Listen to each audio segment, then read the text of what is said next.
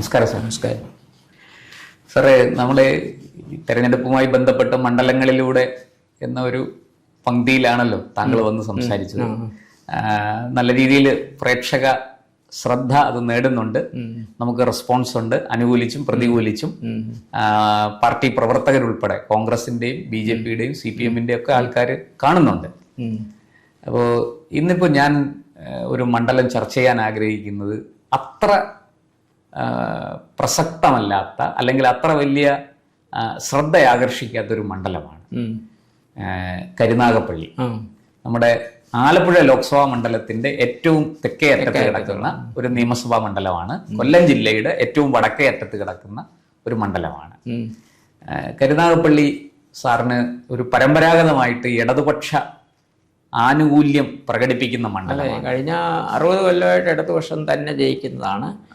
ഇടയ്ക്ക് 82 SRP ജയിച്ചിട്ടുണ്ട് UDF നിന്ന്. 2001 ഗൗരിയമ്മയുടെ party Rajan Babu ജയിച്ചിട്ടുണ്ട്. അങ്ങനെ അത്രേ ജയിച്ചിട്ടുള്ളൂ. പിന്നീട് ഇപ്പോ 2021 ഈ കോൺഗ്രസ് UDF CR മഹേഷ് വിജയിച്ചത്. അതിനിടയ്ക്ക് വേറെ ഒരു UDF ഓർമ്മ ശരിയാണ്, 2006 C ദിവാകരനാണ് മണ്ഡലം തിരിച്ചു പിടിച്ചത്. 2011 നല്ല ഭൂരിപക്ഷത്തിൽ ദിവാകരൻ അവിടെ നിന്ന് ജയിച്ചു. അപ്പൊ ഒരു പരമ്പരാഗതമായി ഇടതുപക്ഷത്തിനോടൊപ്പം നിൽക്കുന്ന ഒരു മണ്ഡലം ഇപ്പോൾ UDFനോട് ഒരു ചായ്വ് കാണിച്ചിരിക്കുന്നു. ഈ മണ്ഡലം ഇക്കുറി ശക്തമായ ഒരു ത്രികോണ മത്സരത്തിന് വേദിയാകും. ത്രികോണ മത്സരം വരും. എന്തുകൊണ്ടാണ് സാർ ഈ പറയുന്ന പോലെ BJP അവിടെ ത്രികോണ മത്സരത്തിലേക്ക് വരാൻ? അത് കഴിഞ്ഞ ലോക്സഭാ തെരഞ്ഞെടുപ്പിലെ ഈ കരുനാഗപ്പള്ളി അസംബ്ലി നിയോജക മണ്ഡലത്തിലെ BJP സ്ഥാനാർത്ഥി ശോഭാ സുരേന്ദ്രന് 48,839 വോട്ടാണ് പിടിച്ചത്. ലോക്കൽ ബോഡി തെരഞ്ഞെടുപ്പിൽ 33,839 വോട്ട് BJP കിട്ടിയിട്ടുണ്ട്. അപ്പോൾ അത് നല്ല ശക്തി പ്രാപിച്ചു വരുന്നതാണ് അതിൻ്റെ അർത്ഥം. ഈ തെരഞ്ഞെടുപ്പിലും അവിടെ ത്രികോണ മത്സരം ഉണ്ടാവും. ഞാൻ അറിഞ്ഞത് ഒരു ചെറുപ്പക്കാരനെ നിയോഗിക്കും എന്നാണ് അറിഞ്ഞത്. ആളിന്റെ പേര് ഇപ്പൊ പ്രഖ്യാപിക്കാത്ത സ്ഥിതിക്ക് നമ്മൾ പറയുന്നത് ശരിയല്ല. എന്നാലും കിട്ടിയ ലഭ്യമായ വിവരങ്ങൾ അനുസരിച്ച് ഒരു ചെറുപ്പക്കാരൻ BJPക്ക് വേണ്ടി മത്സരിക്കും എന്നാണ് അറിഞ്ഞത്. അപ്പോ കരുനാഗപ്പള്ളി മറ്റു പഞ്ചായത്തുകളൊക്കെ ഉണ്ട്, മുനിസിപ്പാലിറ്റി ഉണ്ട്. അവിടെ വളരെ ശക്തമായൊരു മത്സരം. ഞാൻ കരുനാഗപ്പള്ളിയിലെ ചില നമ്മുടെ മാധ്യമ സുഹൃത്തുക്കളുമായിട്ട് സംസാരിച്ചു. അപ്പം അവര് പറയുന്നതെന്ന് വെച്ചാൽ BJPക്ക് അവിടെ ഏതാണ്ട് ശ്രമിച്ചാൽ ഒരു 40,000 വോട്ട് ഈസി ആയിട്ട് കിട്ടും. അങ്ങനെ ഒരു സാഹചര്യം അവിടെ ഉണ്ട്. പക്ഷെ BJP പലപ്പോഴും മികച്ച സ്ഥാനാർത്ഥികളെ നിർത്തില്ല. 2016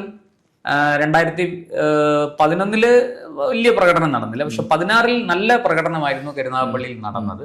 പിന്നീട് 21 അത് വളരെ മോശമായി പോയി. പക്ഷെ 24 ലോക്സഭാ തെരഞ്ഞെടുപ്പിൽ നല്ല രീതിയിൽ 48,000 വോട്ട് കിട്ടി. സാറേ, അവിടെ നമുക്ക് ഈ ഒരു ശക്തമായ ത്രികോണ മത്സരം വരികയാണെങ്കിൽ ആർക്കാണ് അവിടെ വിജയ സാധ്യത ഏറ്റവും കൂടുതൽ? വിജയസാധ്യത എനിക്ക് തോന്നുന്നു കോൺഗ്രസ് തന്നെ വരുമെന്നാണ്. പക്ഷെ ചിലപ്പോ LDF 3ാം സ്ഥാനത്തായെന്ന് വരും.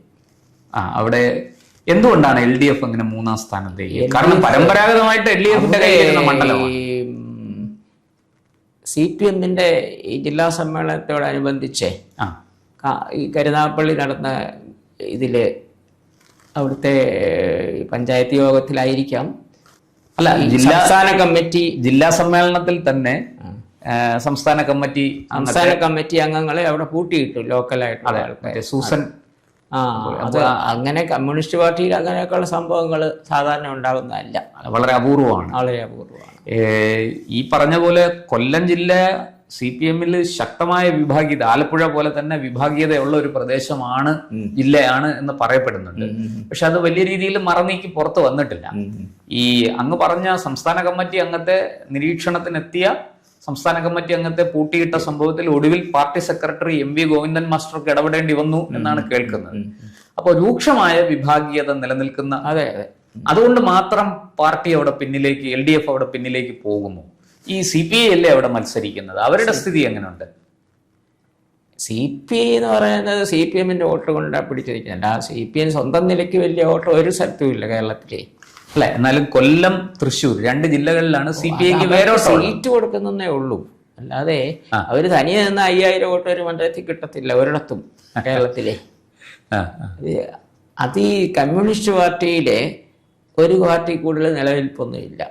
ഈ കോൺഗ്രസിനും അങ്ങനെ തന്നെ. ഈ കോൺഗ്രസ് എത്ര പിരിഞ്ഞു പോയാലും വേറെ ഒരു പാർട്ടി ഉണ്ടാക്കിയ ക്ലച്ച് പിടിക്കത്തില്ല. നമ്മള് DICയുടെ ഒക്കെ കാര്യം കണ്ടത് അത് തന്നെ. DIC ഉണ്ടായിട്ട് കുറെ തിരിച്ചു തന്നില്ലേ, അത് അങ്ങനെ ക്ലച്ച് പിടിക്കാൻ ഒക്കത്തില്ല. കമ്മ്യൂണിസ്റ്റ് പാർട്ടി ഒരു കമ്മ്യൂണിസ്റ്റ് പാർട്ടിയെ നിലനിൽക്കത്തുള്ളൂ. CPIക്ക് വോട്ടുണ്ടെങ്കിൽ അത് CPMന്റെ പ്രവർത്തകരുടെ വോട്ടാണ്. 5000 വോട്ടൊക്കെ കാണും അവര് ജയിക്കുന്നിടത്ത്, അല്ലാത്തടത്ത് അതും ഇല്ലേ. അങ്ങനെ പറയത്തക്ക ബലമൊന്നും CPIക്ക് ഇപ്പൊ ഇല്ല. അതിന്റെ കാരണം ഇതാണ്, ഒരേ ടൈപ്പ് രണ്ട് പാർട്ടിക്ക് ഒരിക്കലും നിലനിൽപ്പ് വരത്തില്ല. ഏതെങ്കിലും ഒന്ന് മതിയല്ലോ എന്ന് ജനങ്ങൾ ചിന്തിക്കും. അതെ. അപ്പോൾ ഈ പറഞ്ഞതുപോലെ LDF 3-ാം സ്ഥാനത്താകാനുള്ള കാരണം പാർട്ടിയുടെയും മുന്നണിയുടെയും വിഭാഗീയതയൊക്കെ ഉണ്ട്, പിന്നെ ഭരണവിരുദ്ധ വികാരം, അതൊക്കെ കേരളത്തിലെ എല്ലാ സ്ഥലത്തും ബാധിക്കുന്ന കാര്യങ്ങളാണ്. പക്ഷെ സാറ് ഈ അങ്ങനെ CPM 3-ാം സ്ഥാനത്തേക്ക് പോയാൽ അവിടെ BJP ആയിരിക്കുമല്ലോ 2-ാം സ്ഥാനത്ത്. അങ്ങനെ വരുമ്പോൾ 2-ാം സ്ഥാനത്ത് വരും. അങ്ങനെയെങ്കിൽ BJP UDF തമ്മിലാണോ അവിടെ മത്സരം ശരിക്കും?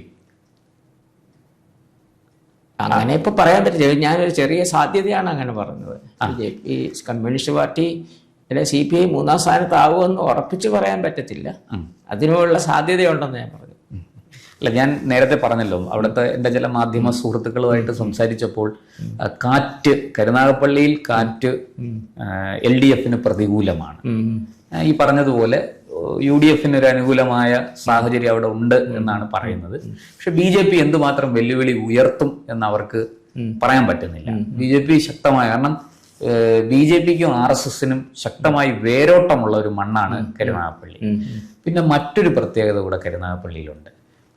ഏറ്റവും കൂടുതൽ ഈ മുസ്ലിം ഫ്രഞ്ച് എലമെന്റ്സ് ഉള്ള ഒരു സ്ഥലമാണ് കരുനാഗപ്പള്ളി എന്നാണ് പറയുന്നത്. നമ്മുടെ അബ്ദുൽ നാസർ മദനിയെ പോലെയുള്ള, അതായത് PDP, SDPI, പോപ്പുലർ ഫ്രണ്ട്, ഇങ്ങനെയൊക്കെ ഉള്ളവർക്ക് വലിയ സ്വാധീനം കരുനാഗപ്പള്ളിയിൽ ഉണ്ട്. നമ്മള് കൊല്ലം ജില്ല മൊത്തത്തിൽ എടുത്തു നോക്കുകയാണെങ്കിൽ കൊല്ലം ടൗണിലുള്ളതിനേക്കാൾ സ്ഥലത്തിന് വിലയുണ്ട് കരുനാഗപ്പള്ളി ടൗണിൽ. ഉണ്ടോ? തീർച്ചയായിട്ടും. ഞാൻ കൊല്ലത്ത് ജോലി ചെയ്തിരുന്ന ആളാണ്, എനിക്കറിയാം. കൊല്ലം നഗരസഭ കൊല്ലം കോർപ്പറേഷനാണ്. ആ കോർപ്പറേഷൻ പരിധിയിൽ സ്ഥലത്തിന് ഒരു സെന്റിന് എത്ര രൂപയുണ്ടോ അതിനേക്കാൾ വിലയുണ്ട് കരുനാഗപ്പള്ളി ടൗണിൽ. അതാണ് ഈ കരുനാഗപ്പള്ളി കൊല്ലം ജില്ലയിലെ ഏറ്റവും സവിശേഷമായ ഒരു കാര്യം. അതാണ് എപ്പോഴും ഇത് ആൾക്കാർ പറയും.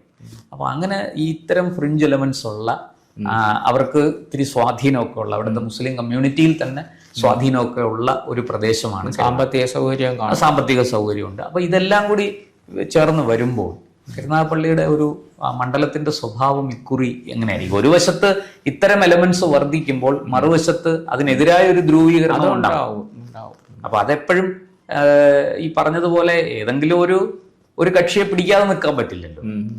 ഇന്നത്തെ നിലയ്ക്ക് ന്യൂനപക്ഷ വോട്ട് കൂടുതലായിട്ട് UDFിലേക്ക്, അതുകൊണ്ടാണ് അവർ ജയിക്കുമെന്ന് പറയുന്നത്.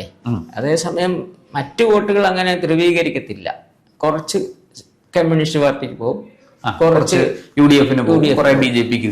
അപ്പൊ അങ്ങനെ അതുകൊണ്ടാണ് BJP ഹിന്ദു വോട്ട് ഒരു ഏകീകരിക്കത്തില്ല. ഏകീകരിച്ചാൽ ഇവിടെ ഒരു 80 സീറ്റ് BJPക്ക് കിട്ടണം കേരളത്തിൽ. ഈ മലപ്പുറവും കോട്ടയം ഒക്കെ ഉള്ള ഹിന്ദുക്കൾ ന്യൂനപക്ഷം എന്ന് പറയാം, ഇല്ലേ? അതെ. അല്ല, കോട്ടയത്ത് അത്രയും ന്യൂനപക്ഷത്തിന് വേണമെങ്കിൽ ഇടുക്കിയിൽ ഹിന്ദുക്കൾ ന്യൂനപക്ഷമാണെന്ന് പറയാം. അവിടെ ക്രിസ്ത്യനത്തും വേണമെങ്കിൽ പറയാം. പകുതി കൂടുതലില്ലല്ലോ എന്തായാലും. ഇല്ല. കോട്ടയം, ഇടുക്കി, മലപ്പുറം, പിന്നെ വയനാടും സമാനമാണ്. വയനാട് പിന്നെ 3 മണ്ഡലേ ഉള്ളൂ. വയനാടിൽ ഹിന്ദുക്കൾ കുറവാണ്. സർ, കരുനാഗപ്പള്ളിയിലേക്ക് തിരിച്ചു വന്നാൽ ഈ നമ്മൾ നേരത്തെ പറഞ്ഞ സാധ്യതകളെല്ലാം കൂടി വിലയിരുത്തുമ്പോൾ ഈ ശക്തമായൊരു ത്രികോണ മത്സരം വരികയാണ്. വരും. BJPക്ക് ജയസാധ്യത ഉണ്ടോ അവിടെ? ജയസാധ്യത കുറവാണ് ഇപ്പോഴത്തെ വെച്ച് നോക്കുമ്പോൾ. ഈ മഹേഷിന്റെ ഒരു ജനകീയനായതുകൊണ്ട് ഈ 2-ാം സ്ഥാനത്ത് വരാനുള്ള ഈ നിലവിലെ MLA എന്നുള്ള ഒരു പരിഗണന, പിന്നെ വളരെ ജനകീയനാണ്. മണ്ഡലത്തിൽ നടത്തിയിരിക്കുന്ന വികസന പ്രവർത്തനങ്ങൾ, ആരൊക്കെ ഏത് കാര്യത്തിനും പുള്ളി ചെല്ലും. വിളിച്ചാൽ വിളിപ്പുറത്ത് സമീപിക്കാൻ പറ്റുന്ന ആളാണ്. അതിൻ്റെ ഏത് പാർട്ടിപ്പെട്ടതായാലും അങ്ങനത്തെ MLA-മാരുണ്ടെങ്കിൽ അവർ പരാജയപ്പെടത്തില്ല. അവർക്കെപ്പോഴും ജനങ്ങളുടെ പിന്തുണ കിട്ടും. അതിനകത്ത് പാർട്ടി രാഷ്ട്രീയമൊന്നും നോക്കാതെ അത് ഈ വി.ഡി. സതീശനൊക്കെ അങ്ങനെയാണ് ജയിക്കുന്നത്. അവരുടെ LDF മണ്ഡലമാണ് പറവൂർ എന്ന് പറയുന്നത്. അതെ, ഈ തദ്ദേശ സ്ഥാപനങ്ങൾ പറവൂർ മണ്ഡലമേ വടക്കേക്കര എന്നും പറഞ്ഞൊരു കോൺസ്റ്റിറ്റ്യുവൻസി ഉണ്ടായിരുന്നു. S. ശർമ്മ ജയിച്ചിരുന്നത്. ആ മണ്ഡലം മുഴുവൻ ഇപ്പം പറവൂരാണ്. അതില്ലാതായി. പഞ്ചായത്ത് മുഴുവനും. പഞ്ചായത്തല്ല, ആ മണ്ഡലം. വടക്കേക്കര എന്നൊരു അസംബ്ലി മണ്ഡലം ഉണ്ടായിരുന്നു. അവിടെ നമ്മുടെ ശർമ്മയായിരുന്നു MLA. നേരത്തെ MLA ആയിരുന്നു. ആ മണ്ഡലം ഇപ്പൊ ഇല്ല. അത് കംപ്ലീറ്റ് പറവൂരിൽ ലയിപ്പിച്ചു. അപ്പോൾ അതിലാണ് ഈ മുനമ്പോ ഒക്കെ. അതെ. അപ്പൊ അതുകൊണ്ട് അത് LDF മണ്ഡലമാണ് പറയാം. പക്ഷെ ജയിക്കുന്നത് സതീശൻ. അതിന്റെ കാര്യം അത്ര ജനകീയനാണ്. എല്ലായിടത്തും ഓടിയെത്തും. വോട്ടർമാരുമായിട്ട് നല്ല ബന്ധം. അത് ലോക്സഭാ തെരഞ്ഞെടുപ്പ് വരുമ്പം പലപ്പോഴും LDF ലീഡ് വന്നിട്ടുണ്ട്. അല്ലെങ്കിലും ഇത്ര ഈ സതീശന് കിട്ടുന്ന ഭൂരിപക്ഷം ലോക്സഭയിൽ കിട്ടത്തില്ല. അങ്ങനെ പല സ്ഥലങ്ങളിലും ഉണ്ട് ഇതുപോലെ ജനകീയര്. അപ്പോൾ കരുനാഗപ്പള്ളി ഒരു ശക്തമായ ത്രികോണ മത്സരത്തിന് വേദിയാകും. ത്രികോണ മത്സരം വരും എന്തായാലും. പക്ഷെ UDF-നാണ് സാർ ഒരു സാധ്യത കൽപ്പിക്കുക. നമുക്ക് നോക്കാം. എന്തായാലും സ്ഥാനാർത്ഥി പ്രഖ്യാപനം കൂടെ വരട്ടെ. ഭരണവിരുദ്ധ വികാരത്തിന്റെ LDF ഒരു വനിതയാണ് താരയെന്നും പറഞ്ഞത്. LDF-ന്റെ സ്ഥാനാർത്ഥി ഒരു ലേഡിയാണ് എന്ന് കേട്ടു. പേര് ശരിക്കും ഓർക്കുന്നില്ല. ഏതായാലും വനിതയാണ്. CPI-ക്കാർ 6 വനിതകളെ നിർത്തുന്നുണ്ട്. അല്ല, ചടയമംഗലത്ത് നേരത്തെ ചിഞ്ചുറാണി ഉണ്ടായിരുന്നു. അല്ല, ഇപ്പോഴും അവര് അവരിത്തവണ ചടയമംഗലത്തല്ല ചാത്തന്നൂരിലേക്ക് വരുമെന്ന് കേൾക്കുന്നു. അതെങ്ങനെയാണോ? അവരിപ്പോഴും ഉണ്ട്, സ്ഥാനാർത്ഥി ലിസ്റ്റിലുണ്ട്. പിന്നെ നാദാപുരത്ത് വനിതയാണ് നിൽക്കുന്നത്. പഴയ സത്യം മൊകേരിയുടെ ഭാര്യയാണ് വസന്തം.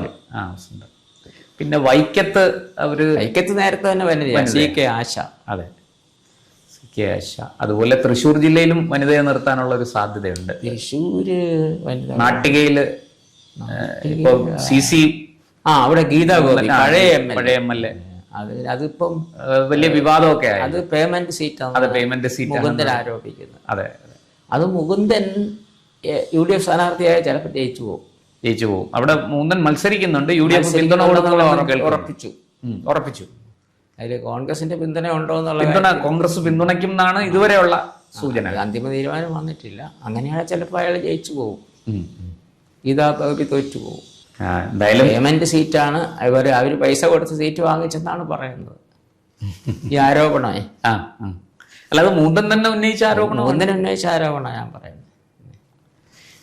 ഇപ്പോൾ കരുനാഗപ്പള്ളിയെ സംബന്ധിച്ച് കുറച്ചുകൂടെ ഒന്ന് ചിത്രം വ്യക്തമായതിനു ശേഷം നമുക്ക് കൂടുതൽ വിശകലനങ്ങളിലേക്ക് വരാം. നന്ദി, നമസ്കാരം. കൂടുതൽ വാർത്തകളും വിശേഷങ്ങളും നേരിട്ട് ലഭിക്കാൻ ജനങ്ങളിൽ നിന്ന് ജനങ്ങളിലേക്ക് ജനഭൂമി ന്യൂസ് സബ്സ്ക്രൈബ് ചെയ്യൂ. ബെൽ ബട്ടൺ അമർത്താനും മറക്കരുത്.